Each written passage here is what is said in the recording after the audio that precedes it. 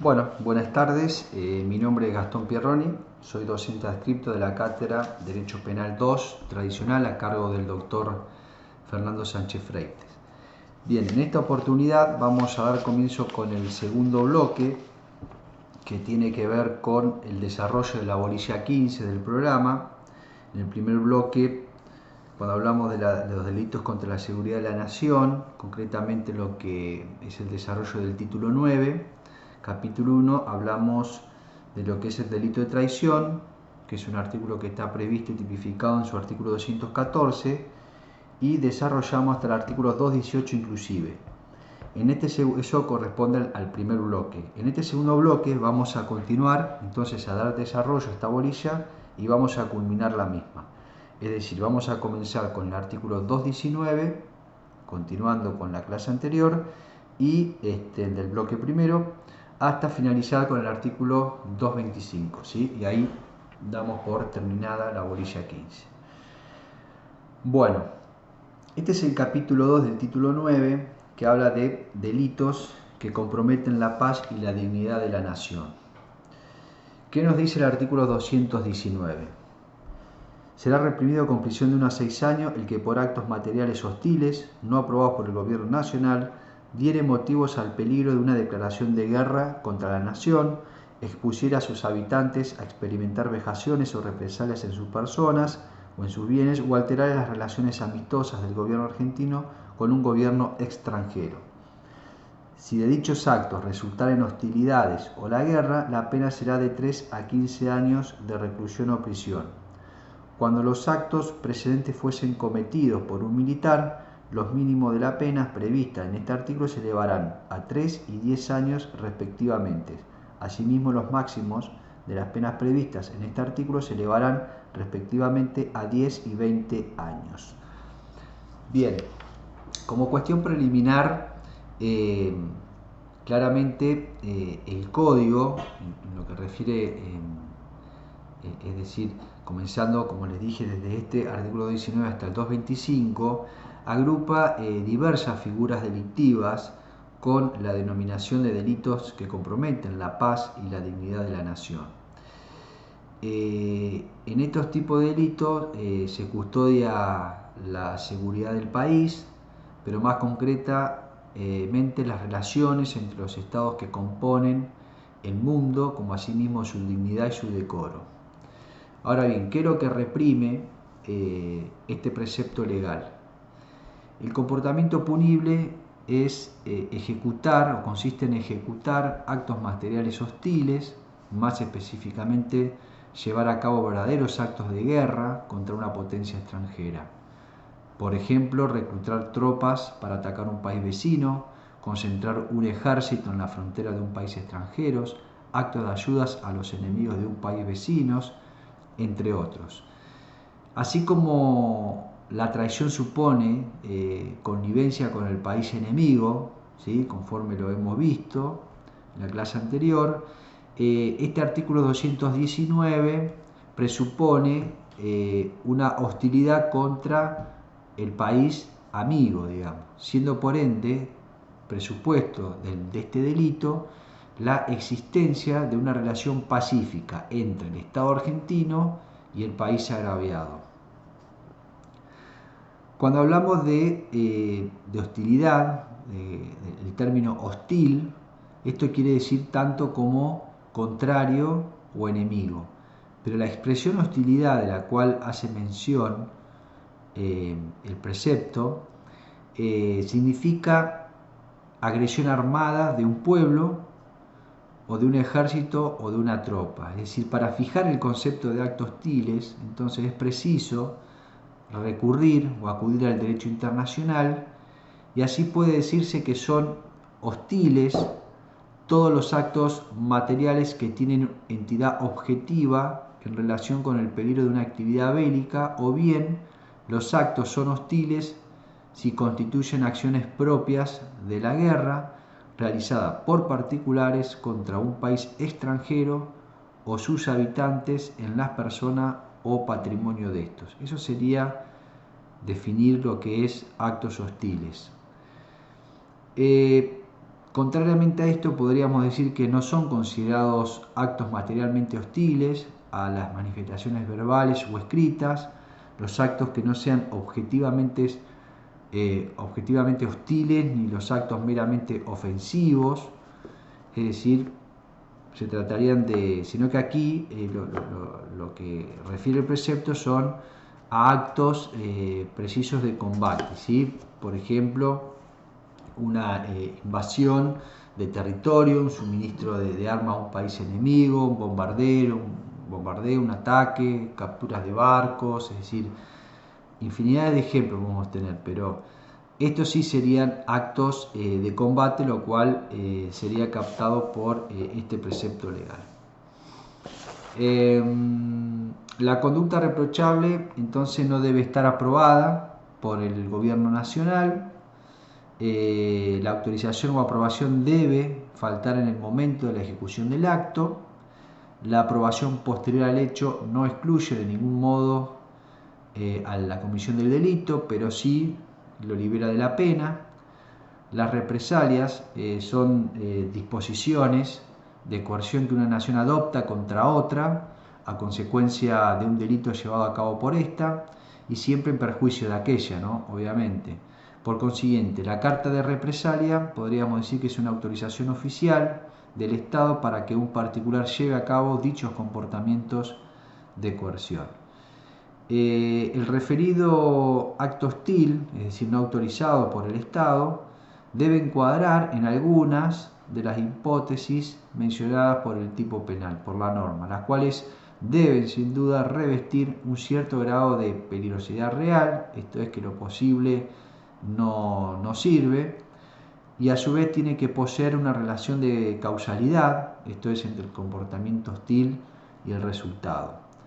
En definitiva, estas hipótesis serían, conforme al dispositivo legal, que diere motivo al peligro de una declaración de guerra contra el país, lo que importa que un Estado extranjero, por ejemplo, víctima de actos hostiles, peticione explicaciones a nuestro país, también equivale a que cristalice represalia o envíe un ultimátum, por ejemplo, interesa la producción de un peligro de declaración de guerra. Como una segunda hipótesis, se habla del precepto legal de expusiera a sus habitantes a experimentar vejaciones o represalias en sus personas o bienes.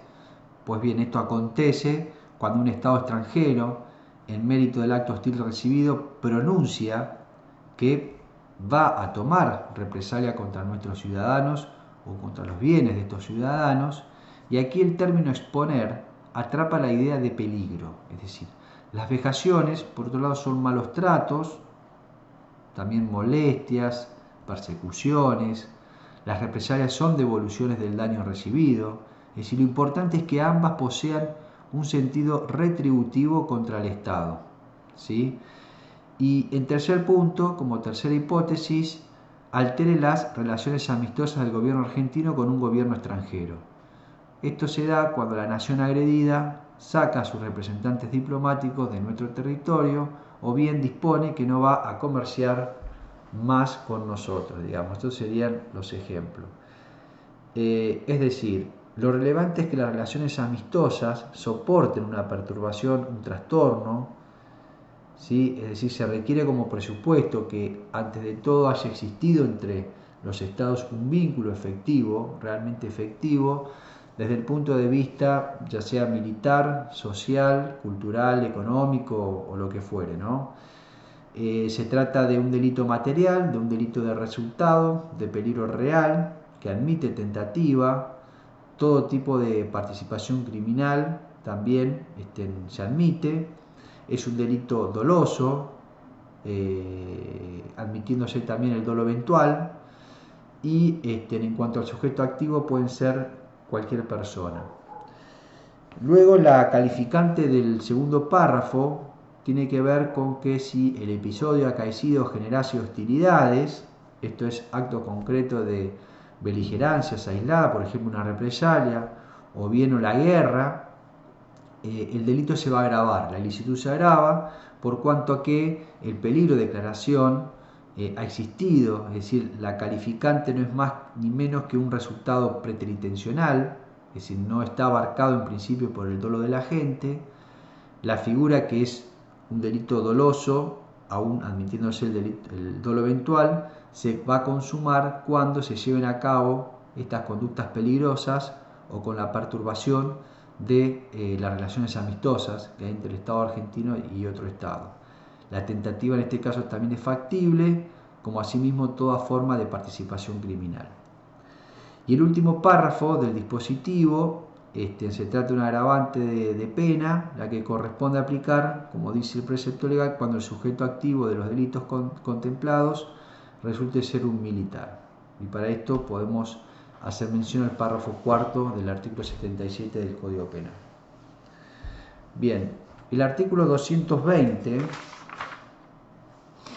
que es el delito de violación de compromisos internacionales, expresamente establece: se impondrá prisión de 6 meses a 2 años al que violare los tratados concluidos con naciones extranjeras, las treguas y armisticios acordados entre la República y una potencia enemiga o entre sus fuerzas beligerantes o los salvoconductos debidamente expedidos. Si el hecho fuese cometido por un militar, el mínimo de la pena se elevará a 1 año y el máximo de la pena se elevará a 5 años. Bien,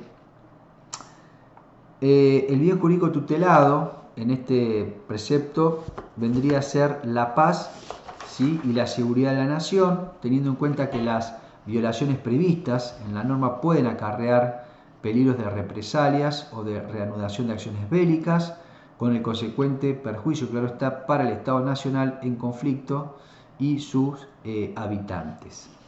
Las conductas disvaliosas que contempla este dispositivo legal, podríamos decir cuáles serían los comportamientos. En primer lugar, dice la norma: al que violare los tratados concluidos con naciones extranjeras, por ejemplo, reanudar las hostilidades fuera de lo convenido; al que violare las treguas y armisticios acordados entre la República y una potencia enemiga, por ejemplo, volver a las hostilidades antes del tiempo o de la ocasión fijada entre ambos estados; y tercero, al que violare los salvoconductos debidamente expedidos, por ejemplo, cuando se desconoce su entidad protectora, ¿no? Ahora vamos a ir definiendo lo que es cada uno de estos términos. Tras esto, entonces, el delito contiene un presupuesto. Se sostiene entonces que presupone un estado de guerra y que lo que se toma en cuenta es el peligro de que el hecho motive precisamente la reanudación de las acciones bélicas. Sin embargo, el campo de la doctrina aclara que pueden darse dos hipótesis: o bien que existe un estado de guerra recién concluido por un tratado o un armisticio, o bien un estado de guerra y una tregua o salvoconducto, ¿sí? Se advierte con esto una distinción entre las figuras penales de los artículos 219 y este 220, puesto que, a diferencia del artículo 219 que acabamos de mencionar, que encierra una situación de paz con peligro de guerra, esta disposición supone justamente lo contrario, es decir, una situación de guerra entre ambos países. Los tratados internacionales podríamos decir que son convenios o acuerdos, ¿sí?, que suscriben dos o más estados, sea en tiempo de paz o de guerra. Su aprobación está a cargo del Congreso de la Nación, esto conforme a lo dispuesto por el artículo 75, inciso 22 de la Constitución Nacional, pudiéndose tratar ya sean de pactos comerciales, de pactos económicos, jurídicos, etc. Es decir, lo que importa es que su vulneración incida en la paz o en la dignidad del país. Cuando hablamos de tregua y armisticios, podríamos decir que las treguas consisten precisamente en detener las condiciones bélicas por un momento específico. Esto es, equivale a una suspensión de las hostilidades por alguna circunstancia especial. El armisticio lo que interesa es paralizar, significa paralizar el estado bélico en todas las regiones donde se está combatiendo y por un tiempo determinado, que puede durar semanas, meses, años. Esto bajo el argumento de encontrar rápidamente un estado de paz.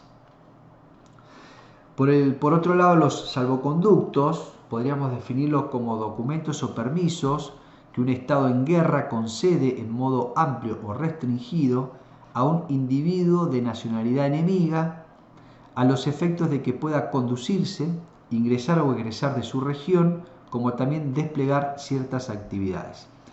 Tales documentos requieren forzosamente un acuerdo de parte y se viola, podemos decir que se viola un salvoconducto cuando se impide a la persona a cuyo favor ha sido acordado realizar los actos para que el documento lo faculta, ya sea en su totalidad o ya sea limitándolo. En ese caso hay una violación al salvoconducto. La norma requiere que se trate de salvoconductos debidamente expedidos, digamos, solo los que reúnen esas condiciones crean la obligación de ser respetados. Un salvoconducto que no ha sido debidamente expedido no reviste jurídicamente aquella calidad. Consecuentemente, el delito se daría cuando el culpable, por ejemplo, obstaculiza, impide o bien perturba de cualquier forma todas o alguna de las cláusulas del convenio o acuerdo, en el caso del tratado, la tregua o el armisticio, o bien del permiso concedido en el supuesto del salvoconducto, si se tratara de un salvoconducto, ¿no? Bien, se trata de un delito doloso, donde se admite el dolo eventual, en el que se reclama por parte de la gente, por un lado, el conocimiento de la existencia del tratado, o de la existencia de esa tregua, o de ese armisticio o salvoconducto, y a su vez que los actos llevados a cabo impliquen su quebrantamiento. Y por el otro lado también se exige una voluntad de violar dichos acuerdos, incumpliéndolos. Se admite la tentativa, la consumación acontece cuando se materializa el acto de violación al que alude la norma, sin que resulte indispensable que tal comportamiento produzca actos hostiles, como así que tampoco hayan puesto en peligro la paz existente. En cuanto al sujeto activo, pueden ser cualquier persona, aunque si se tratare de militares, la pena se agrava en el modo en que lo indica la ley en su segundo párrafo. Bien, el artículo 221, que es el delito de violación de inmunidades, dice: será reprimido con prisión de 6 a 2 años el que violare las inmunidades del jefe de un Estado o del representante de una potencia extranjera. Pues bien, con relación al bien jurídico, puede decirse que la norma no se refiere a los jefes de Estado de las provincias ni tampoco al presidente de la República, sino a los jefes de Estado extranjeros o a sus representantes. Si lo que está en juego aquí, en este caso, es el cuidado de las relaciones amistosas con países extranjeros, que se ponen en riesgo precisamente con el ataque al jefe de Estado extranjero o a su representante. Es decir, en este delito existe un presupuesto, que es que las personas que son sujetos pasivos de la infracción se encuentren en el país. Las conductas reprochables, esto es, la acción punible, consiste precisamente en violar, en quebrantar, es decir, en no respetar las inmunidades de un jefe de Estado o de un representante de una potencia extranjera. Cuando hablamos de privilegio, la Convención de Viena sobre Relaciones Diplomáticas del año 61 establece que los privilegios establecidos como contribución al desarrollo de las relaciones amistosas entre las naciones y concedido no es beneficio de las personas, sino con el fin de garantizar el desempeño eficaz de las funciones de las misiones diplomáticas en calidad de representante de los estados. Es decir, los privilegios pueden tener carácter personal, cuando consagran la inviolabilidad de la persona protegiéndola de toda coerción, o pueden ser reales, cuando la protección recae sobre las sedes de las misiones diplomáticas o bien las residencias particulares de los diplomáticos, como así también el mobiliario, los archivos, documentación y demás bienes que se encuentran en la sede diplomática. El privilegio comienza desde que el diplomático ingresa al país a tomar posesión del cargo o encontrándose en él desde que su nombramiento es notificado a las autoridades del país y dura hasta que el diplomático que cesara en sus funciones sale del mismo o vence el plazo concedido a tal efecto. En los términos de la ley, viola las inmunidades el que las desconoce, ¿sí? Pero no tipifica el delito quien de manera particular lo estafa o le roba, ya que no se violan las inmunidades, sino que se lo ataca como sujeto físico. Por lo tanto, este ataque al sujeto pasivo o el ataque precisamente al sujeto pasivo para que se configure este tipo de delito debe revestir las características de un ataque a la función y no como sujeto físico. Es decir, No resulta típico, consecuentemente, el menoscabo de bienes jurídicos de aquel a quien no se le pueda otorgar el significado de constituirse en desconocimiento de aquellas excepciones o privilegios. No es necesario que el acto violatorio tenga la forma de una figura penal. Un acto ilícito respecto de otro sujeto puede convertirse igualmente en violatorio respecto de aquellos. Por ejemplo, un interrogatorio policial. En definitiva, la violación debe ocurrir en el territorio de la República o en lugares sometidos a su jurisdicción, pues es en esos lugares donde los sujetos gozan de estas inmunidades. Pero no es imprescindible, a los efectos de la ley penal, la presencia física del sujeto pasivo en el territorio cuando la violación ocurre, como parece inferirse de algunas opiniones. Por ejemplo, el juez que impone una prisión preventiva contra el jefe de Estado extranjero, cuando él no se encuentra ya en el territorio de la nación, también comete el delito. Entonces, de acuerdo a las reglas del derecho internacional, estas personas gozan de inmunidades varias, como por ejemplo de exención de jurisdicción local, de inviolabilidad de las personas. En otros términos, podemos decir que las inmunidades son favorecimientos de distintas índoles, se tratan de privilegios o exenciones de jurisdicciones, de derecho internacional, consuetudinario o bien de tinte convencional.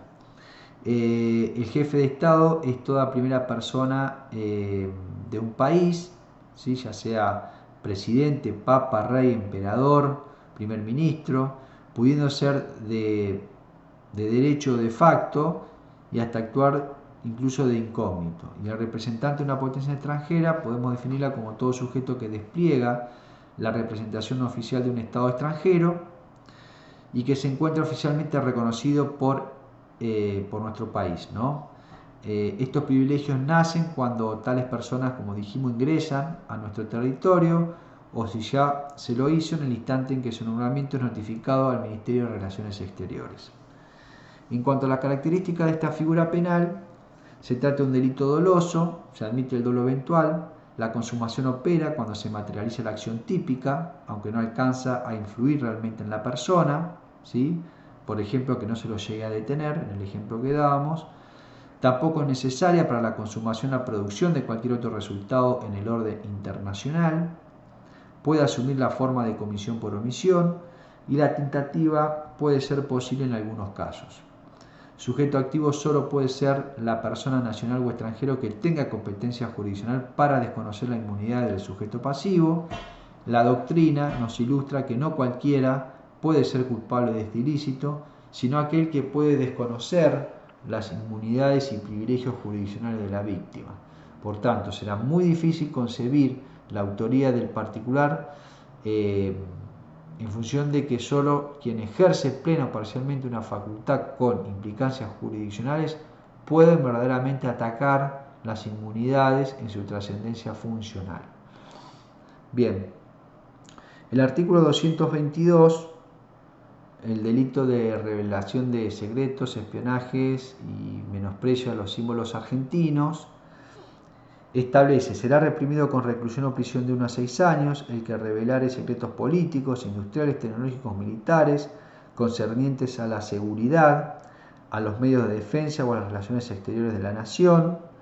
En la misma pena incurrirá el que obtuviera la revelación del secreto. Será reprimido con prisión de 1 a 4 años el que públicamente ultrajare la bandera, el escudo o el himno de la nación o los emblemas de una provincia argentina, si la revelación u obtención fuese cometida por un militar en el ejercicio de sus funciones.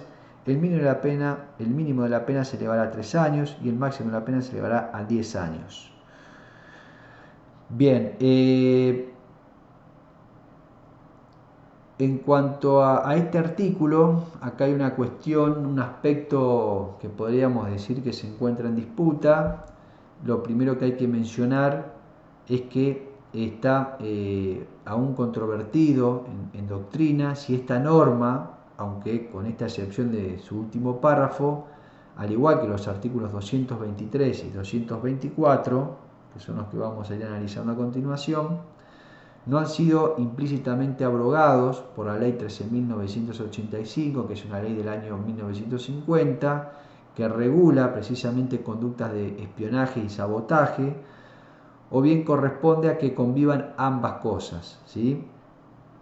Es decir, a través de un cotejo de las dos legislaciones y en caso de duda con beneficio hacia el imputado. Es decir, si conviven o bien aplicamos una y no otra.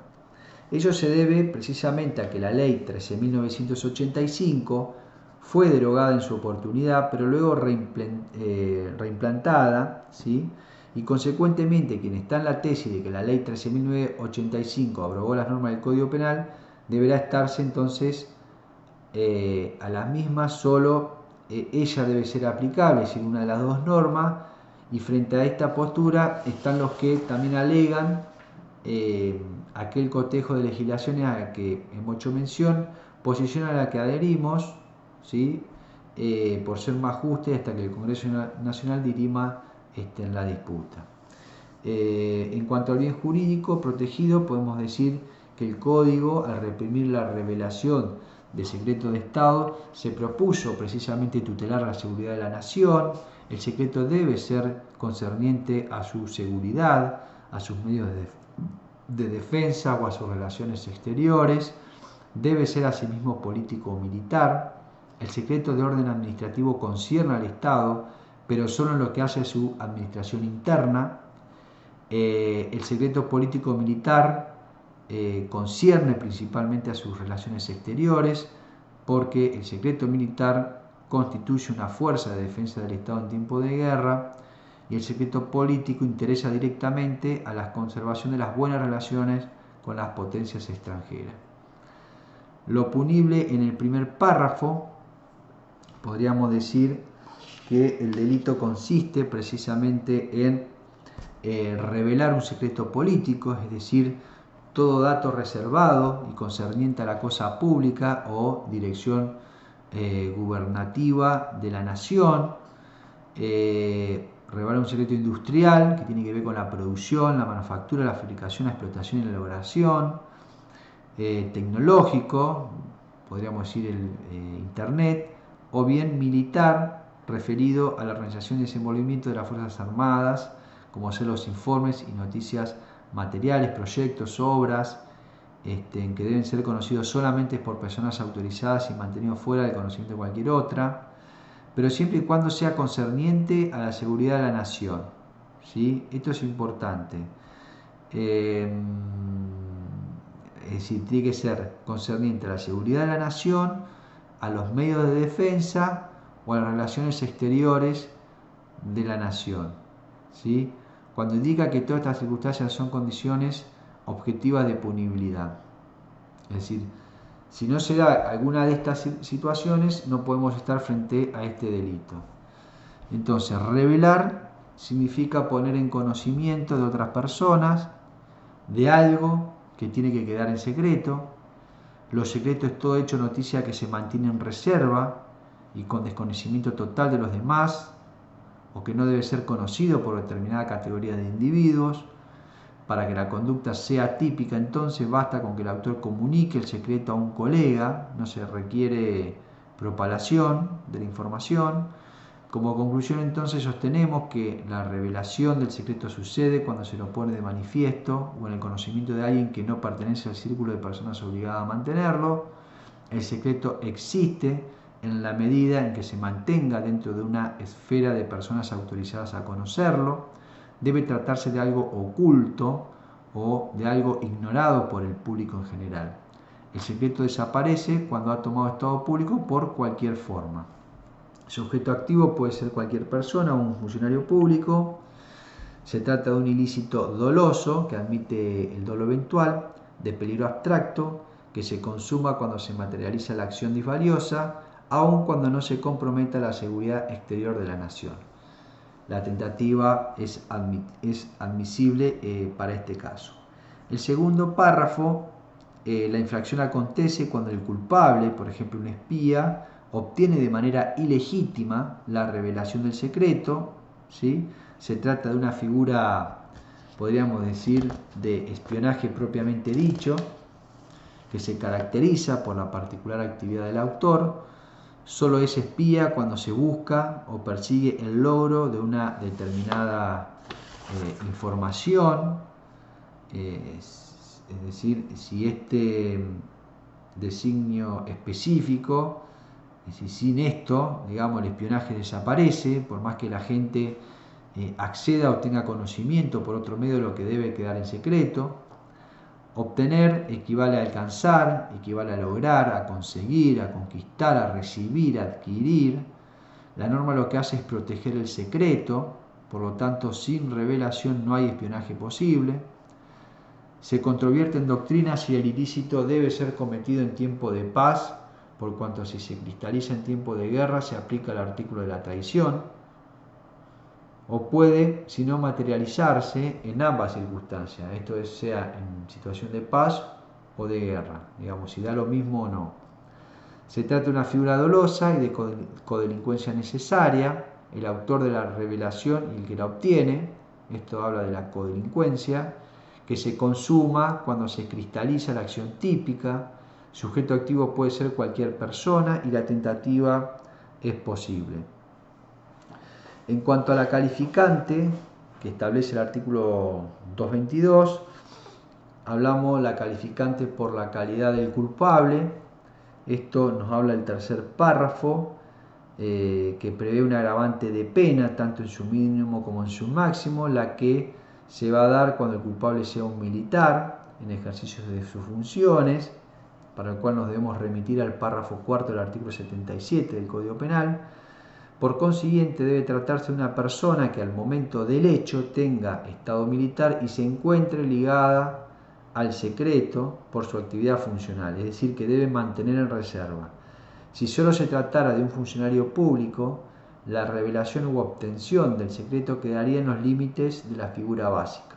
Del mismo modo, si el hecho fuere cometido por un militar, pero por ejemplo en uso de licencia, vale decir sin que se encuentre desempeñando su actividad como tal, entonces su conducta deberá de igual modo ser reconducida a la figura simple.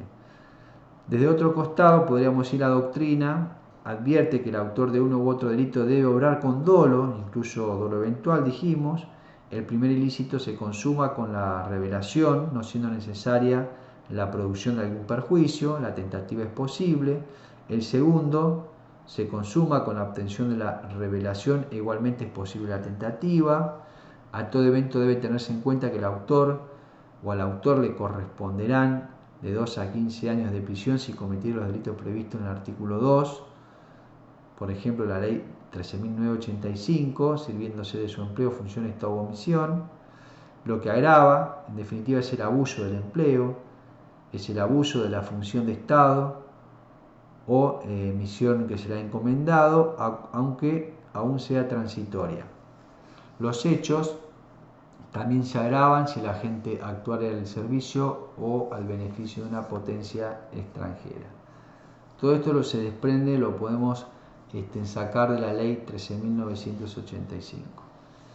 Y por último, es decir, el delito previsto en el último párrafo, lo punible es ultrajar, esto es, significa menospreciar, significa ofender, injuriar la bandera, el escudo o el himno del país o los emblemas de una provincia. Estos serían los objetos del delito. Están excluidos entonces la escarapela, el bastón presidencial y los emblemas municipales. ¿Por qué? Porque no está previsto en la norma. En lo que hace al bien jurídico protegido, el mismo reside en la dignidad y en el prestigio de los símbolos patrios, puesto que los objetos que contempla la norma son la expresión más saliente del Estado, encarnación de una continuidad histórica que importa salvaguardar. Para que la conducta de la gente sea típica hace falta que el ultraje sea público, esto es importante, esto es que acontezca ante un número indeterminado de personas que puedan ver ese ultraje, porque es de esta manera cómo se afecta el sentimiento de respeto a estos símbolos patrios y consecuentemente a la nacionalidad. Por consiguiente, no interesa quién es el propietario del objeto, como tampoco si su uso es oficial o privado. Cualquier medio es válido, escupir, pisotear, quemar, aunque también se admiten actos por escritos o verbales, a través de insultos, ¿sí? Los gestos también ingresa, por ejemplo, no pararse ante la ejecución del himno nacional, pero a todo evento debe repararse que el ilícito es doloso, por lo tanto, la presencia del error excluye la culpabilidad.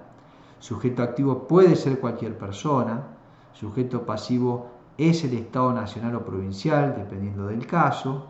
La consumación sucede cuando se lleva a cabo el comportamiento típico, es un delito formal.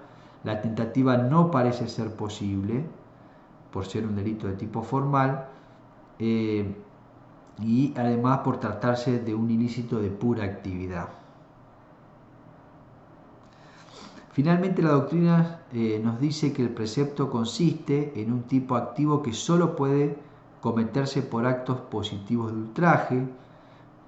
No está comprendido el simple menosprecio, ¿sí? Con ausencia de dolo, vale decir tener de menos o ningún aprecio, o tener de menos o ningún aprecio por el símbolo patrio, los actos de irreverencia, por ejemplo, no saludar, o no ponerse de pie cuando la bandera es izada, o bien las conductas indiferentes o neutras. Todas estas conductas, estos comportamientos quedan al margen de la punibilidad. Excepcionalmente puede cometerse por omisión cuando el omitente se encuentre obligado a rendir homenaje al símbolo oficial, o sea que se lo coloca en una especie de posición de garante, como sucedería, por ejemplo, los funcionarios policiales, el abanderado de una ceremonia, el maestro, el diplomático o bien los funcionarios públicos en los actos oficiales, entre otros supuestos. Bien, pasemos al artículo 223, el delito de revelación culposa de secretos. 223 dice: será reprimido con prisión de 1 mes a 1 año e inhabilitación especial por doble tiempo el que por imprudencia o negligencia diera a conocer los secretos mencionados en el artículo precedente de lo que se hallare en posesión en virtud de su empleo u oficio. Bien, tal cual hicimos referencia en la norma que desarrollamos anteriormente, este ilícito no deja de estar contemplado en el artículo 10 de la ley 13.985. Estamos en presencia de un comportamiento culposo, por cuanto importa de parte del sujeto activo una violación al deber de su empleo u oficio, esto es dar a conocer un secreto de los mencionados precisamente en el artículo 222. ¿Sí? Los requisitos del delito, bueno, el tipo requiere como presupuesto que el autor se encuentre en posesión de un secreto de carácter político o militar referido a la seguridad, a los medios de defensa o a las relaciones exteriores de la nación. Si lo revelado es un secreto distinto de lo que menciona el artículo 222, pues bien, en estos casos el hecho queda al margen de la punibilidad. En cuanto al alcance de los términos imprudencia y negligencia, nos podemos referir a los que son abordados al analizar el artículo 84, que es el homicidio culposo del Código Penal, para lo cual hago una remisión a ese artículo. También es importante que existe un campo de la doctrina que sostiene que no parece del todo feliz la redacción legal, puesto que la acción de dar a conocer, ¿sí?, aparece en principio inconciliable con la actitud psicológica de la forma culposa, es decir, no sería compatible, ¿sí? Si esta figura culposa también requiere que el autor conozca que se encuentra en posesión de un secreto político o militar concerniente a la seguridad, a los medios de defensa o a las relaciones exteriores de la nación, porque únicamente en tal caso le es exigible el deber de diligencia cuya inobservancia sanciona esta disposición, quedando en consecuencia consumado el delito con la transferencia de la información, habida cuenta que la imprudencia o la negligencia no es punible en sí misma. En cuanto a las personas intervinientes, la infracción solo puede ser ejecutada por quien está en posesión del secreto en virtud de su empleo u oficio. Eso involucra a funcionarios o empleados públicos, así como también a los particulares que se encuentran a cargo del secreto oficial por aquella fuente generadora del deber de reserva, el deber de custodia que que respecto al secreto tiene este sujeto especial en virtud de su empleo u oficio puede resultar permanente o accidental, exclusivo o compartido. En cuanto a la consumación, el delito necesariamente demanda que la información secreta sea conocida por otro, es decir, un extraño al secreto en virtud del actual culposo del actor. De allí que este ilícito no se consuma en el momento del acto del culposo, sino con su conocimiento por el tercero. Así, dicho de esta manera, la imprudencia o la negligencia del agente en la custodia del secreto sin que éste finalmente sea conocido no es punible por este delito. El artículo 224, delito de reproducciones prohibidas e intrusión, establece: será reprimido con prisión de 6 meses a 2 años el que indebidamente levantare planos de fortificaciones, buques, establecimientos, vías u otras obras militares o se introdujere con tal fin, clandestina o engañosamente en dichos lugares, cuando su acceso estuviere prohibido al público.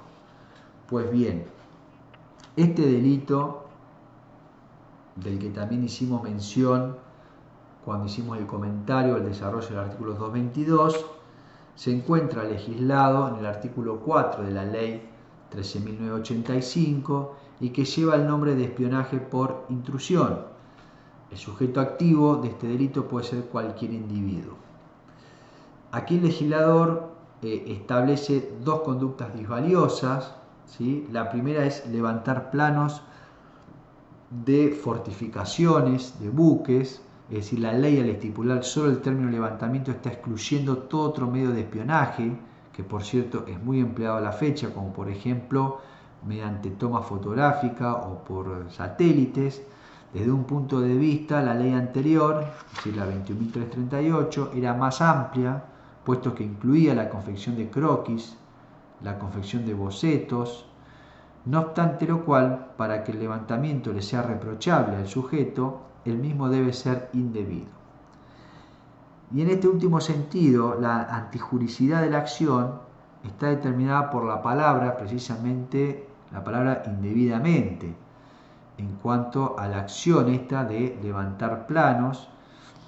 Debemos también conocer que un campo de la doctrina acepta las tomas de fotografías como un modo más de cometer el ilícito, y pese a que la ley no la menciona, ello por cuanto que es sabido que el método más utilizado hoy en día para este tipo de espionaje y el más eficaz es precisamente la toma de fotografía.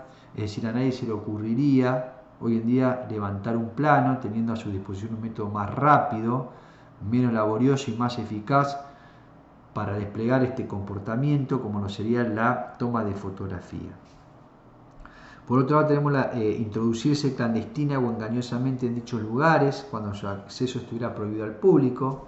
Bueno, para que este comportamiento sea delictivo, la introducción del culpable a los sitios prohibidos debe ser de manera clandestina, esto es de modo oculto, sin que lo vean, o de manera engañosa, es decir, a través de una mentira, por ejemplo.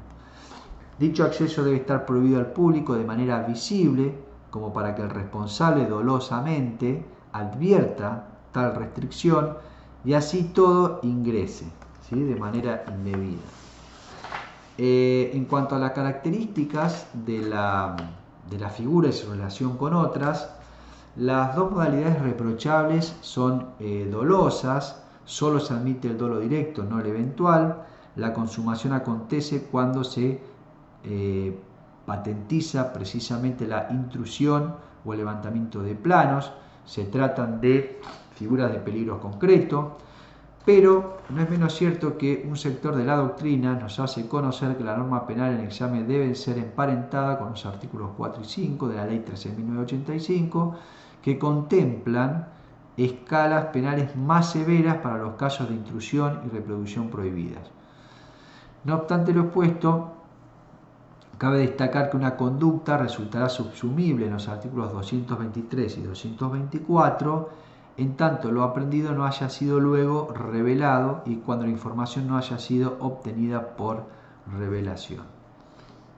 Bien, y por último vamos a hablar del artículo 225, que es el delito de infidelidad diplomática. Dice el 225, será reprimido con reclusión o prisión de 3 a 10 años el que, encargado por el gobierno argentino de una negociación con un Estado extranjero, la condujere de un modo perjudicial a la nación, apartándose de sus instrucciones. Bueno, en primer lugar, las personas intervinientes, se trata de un delito de mano propia, por cuanto el sujeto activo solo puede ser el encargado de una negociación por el gobierno nacional para ocuparse de las cosas de las que menciona la norma, es decir, un funcionario público, sea de nacionalidad argentina o extranjera, ajeno a la diplomacia de carrera o al servicio de la Cancillería, que a la postre actúa como mandatario, es decir, actúa como mandatario. El sujeto pasivo en este caso sería el Estado Nacional. Este delito atenta contra la paz y la dignidad de la nación, en razón de que los graves perjuicios que puede provocar el incumplimiento doloso de sus deberes por parte de sus mandatarios en las negociaciones internacionales. Estamos ante una figura de acción por comisión, es decir, el culpable hace lo que no debía hacerse, de acción por omisión, el responsable hace pero prescinde de lo que debía hacer, y de omisiones, que consiste cuando la gente no hace. La conducta debe adoptarse en una negociación, tiene que tratarse de una negociación de carácter internacional y que sea concerniente a intereses públicos del Estado Nacional. Lo primero exige que sea una negociación en que la nación forme parte juntamente con otra u otras naciones. Estas consideraciones han llevado a la doctrina a sostener también que la cuestión encomendada debe ser concerniente a intereses internacionales del Estado, de cualquier carácter, sea político, militar, aunque no se vinculen concretamente con la seguridad, pero siempre deberán realizarse con otro Estado y no con particulares, aunque pertenezcan al país extranjero y se lleven a cabo con este sujeto, ¿no? Con ese particular. Puede tratarse del encargo específico de una negociación por mandato o misión especial, o puede corresponder a las funciones propias del cargo que desempeña en forma permanente el sujeto, como por ejemplo los representantes diplomáticos, pero siempre será necesario que el mandato especial o la representación diplomática sean conferidos por las autoridades competentes del gobierno nacional y no de una o más provincias argentinas, con arreglo a lo que sobre el particular disponen la Constitución y las leyes de la nación, no estando comprendido el gestor de negocio, aunque sea funcionario público. Las negociaciones encomendadas deben tener del otro lado a un Estado extranjero y a ellas las debe conducir de un modo perjudicial para con el Estado argentino al haberse apartado de las instrucciones que se les otorgó. Cuando hablamos de instrucciones, son órdenes verbales o escritas de autoridad competente que restringen o condicionan la libertad de la gente para decidir por sí en la negociación. No tienen por tanto este carácter los consejos o sugerencias, sino restringen esa libertad. Y de esta manera se apartan las instrucciones el que debe observar total o parcialmente la misma. La ley no especifica que las negociaciones deban ser de cierta naturaleza, solo requiere que sea conducida de un modo perjudicial para la nación. Están también comprendidas los intereses financieros o diplomáticos. El hecho puede cometerse haciendo u omitiendo, puesto que se trata de apartarse de las instrucciones, sea haciendo lo que no debía hacerse, sea no haciendo lo que debió hacerse. La infracción es un delito instantáneo, de efectos permanentes y que reclama perjuicio. En cuanto al perjuicio, la doctrina predica que el apartamiento de las instrucciones debe haber perjudicado el interés de la nación, el perjuicio debe haber sido producido por esa inobservancia, o sea, tiene que ser el resultado de la negociación llevada a cabo sin atender a las instrucciones, tiene que existir un nexo de causalidad. La doctrina se encarga también de especificar que hay que tener en consideración dos cosas. Por un lado el apartamiento de las instrucciones y por otro lado la existencia del perjuicio. Lo primero, es decir, el apartamiento de las instrucciones, implica que deben existir instrucciones del gobierno nacional sobre la negociación, legalmente impartidas, específicas o genéricas, que la gente no ha observado, sea porque omitió cumplir con algún recaudo o porque excedió los límites de su mandato. Y cuando hablamos de la existencia de un perjuicio, quiere decir que no basta con apartarse de las instrucciones. Si dicho desvío no produjo un detrimento a los intereses de la nación, pues no se trata de un delito, no estaríamos frente a este delito. Y podemos decir entonces que se trata de un delito de resultado material. Y por último, para finalizar, cuando hablamos de la consumación, la misma se da cuando opera el perjuicio para el Estado y siempre que éste reconozca como causa la falta de cumplimiento de las instrucciones. La tentativa es de posible producción, el comportamiento del culpable es doloso, admite aún el dolo eventual, toda vez que éste se aparte intencionalmente de su deber, comprometiendo así la paz y dignidad de la República, sea en forma total o parcial, y también, fruto de lo que hemos señalado hasta aquí, se trata de un ilícito de resultado en razón de que reclama precisamente la producción de un perjuicio efectivo. Bueno, hasta aquí entonces finalizamos con este desarrollo de la abolicia 15. Muchas gracias.